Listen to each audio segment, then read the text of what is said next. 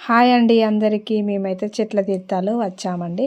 అదే అండి వనభోజనాలు. మా సైడు చెట్ల తీర్థాలని అంటారు. మా అక్క అయితే మట్టితోటి 7 గద్దెలు వేసింది. 7 గద్దెల మీద పసుపు, కుంకుమ, పువ్వులు, అగరబత్తులు, అలాగే కొబ్బరికాయ కొట్టింది. తర్వాత కోడిగుడ్డు కూడా సమర్పించాలి.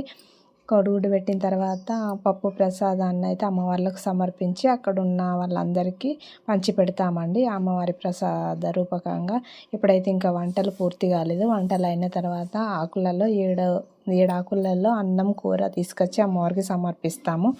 ఇప్పుడైతే కొబ్బరికాయలు కొట్టి వంటలు స్టార్ట్ చేస్తామండి. ఇక్కడే మా ఆచారము.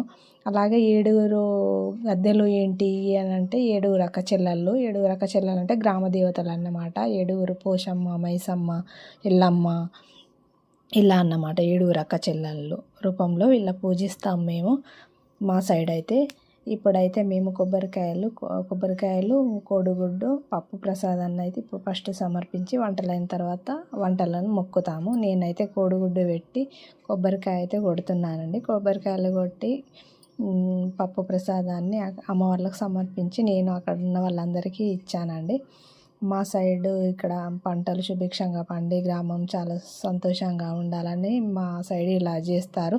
మరి మీ సైడ్ ఎలా చేస్తారో కామెంట్ రూపంలో తెలియజేయండి. ఇంతేనా వీడియో? అంతే అండి. వీడియో నచ్చితే లైక్ చేయండి. ఓకేనా?